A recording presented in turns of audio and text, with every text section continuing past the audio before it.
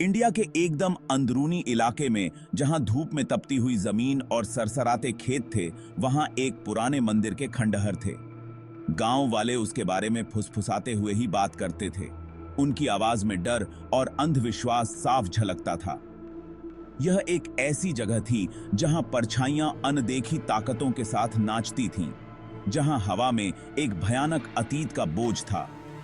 वह मंदिर जो कभी शांति और प्रार्थना का स्थान था, आमदीगी आंखें खाताम, अब किसी भयानक त्रासदी का गवाह बनकर खड़ा था।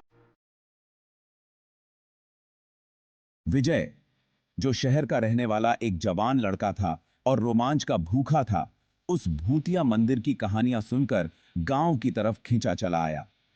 अपने साथ जरूरत का सामान से भरा एक बैग और उत्सुकता और घबराहट के मिश्रण से भरे दिल के साथ वह उस जर्जर बस से उतरा जो गांव को बाहरी दुनिया से जोड़ने वाला एकमात्र साधन थी। हवा में लकड़ी के धुएं की गंध के साथ साथ कुछ और भी था, कुछ पुराना और अजीब सा बेचैन करने वाला। मंदिर का रास्ता बहुत संकरा और घने जंगल से घिरा हुआ था। दोपहर बाद के धुंधले से सूरज की रोशनी पेड़ों की घनी छतरी को भेदने के लिए संघर्ष कर रही थी, जिससे लंबी टेढ़ी मेढ़ी परछाइयां बन रही थीं, जो हवा के हर झोंके के साथ डरावने रूप से नाच रही थीं। विजय आगे बढ़ता रहा। हर कदम उसे अनजान के अंधेरे में ले जा रहा था, जहां गहरी खामोशी को सिर्फ अनदेखे कीड़ों की बेतरतीब आवाजें और उसके पैरों के नीचे सूखे पत्तों की आहट ही तोड़ रही थी। जैसे जैसे विजय मंदिर के करीब पहुंच रहा था, हवा काफी ठंडी होती जा रही थी। प्रकृति की जानी पहचानी आवाजें अब खतरनाक लगने लगी थीं। पत्तों की हर सरसराहट, झींगुर की हर आवाज ऐसी लग रही थी जैसे कोई हवा में फुसफुसाकर चेतावनी दे रहा हो। उसे कोई मौजूदगी महसूस हो रही थी, अनदेखी लेकिन स्पष्ट, जो परछाइयों से उसे देख रही थी। उसकी ठंडी बुरी नजर से उसकी रीढ़ की हड्डी में सिहरन दौड़ रही थी। मंदिर उसके सामने था, काई से ढके पत्थरों का एक टूटा फूटा ढांचा जो समय की मार और उपेक्षा का शिकार हो चुका था। यह मंदिर कभी भव्य और पूजनीय रहा होगा, लेकिन अब यह केवल एक खंडहर था जो जंगल के बीचों बीच खड़ा था, जिसकी नक्काशी समय और उपेक्षा के कारण मिट चुकी थी। पत्थरों पर की गई महीन नक्काशी अब केवल धुंधली रेखाओं के रूप में बची थी, जो कभी इस मंदिर की शोभा बढ़ाती थीं।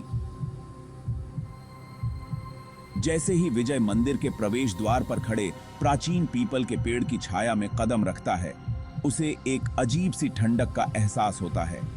यह पेड़ सदियों पुराना था और उसकी शाखाएं मंदिर के ऊपर छत्र की तरह फैली हुई थीं।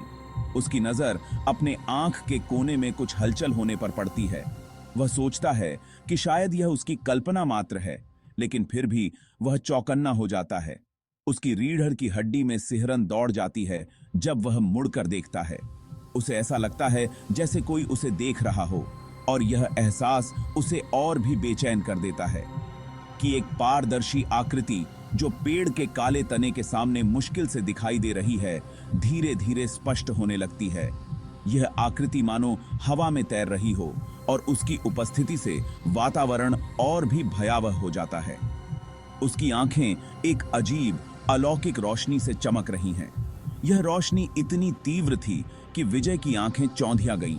वह समझ नहीं पा रहा था कि यह सब क्या हो रहा है, लेकिन उसे इतना जरूर पता था कि यह कोई साधारण घटना नहीं थी। उसका दिल जोर जोर से धड़क रहा था, जैसे किसी ने उसके सीने में एक ड्रम बजा दिया हो। हर धड़कन के साथ उसकी घबराहट और बढ़ती जा रही थी। विजय ने खुद को मुड़कर भागने से रोका।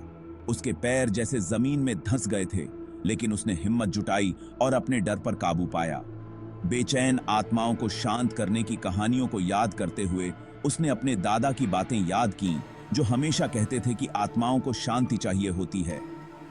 वह अपने बैग में हाथ डालता है और मुट्ठी भर चावल और फूलों की पंखुड़ियां निकालता है जो उसने गांव से खरीदे थे।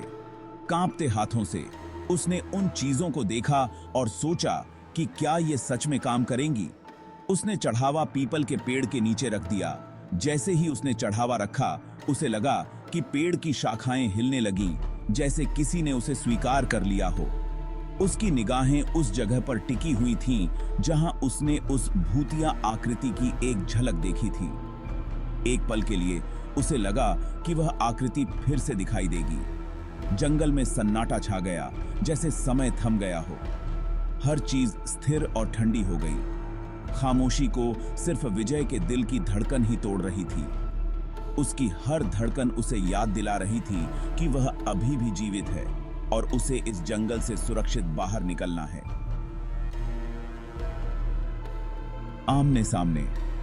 फिर जितनी तेजी से वह प्रकट हुई थी, उतनी ही तेजी से गायब हो गई। विजय ने राहत की सांस ली। उस एपरिशन को अपनी ज्यादा कल्पना और उस जगह के डरावने माहौल का नतीजा माना।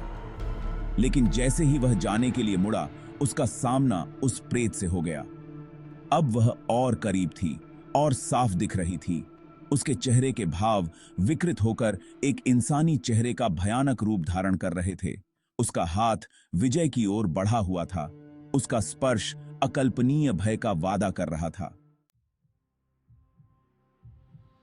अंधेरे में भागना। दहशत ने विजय के पैरों में गति भर दी।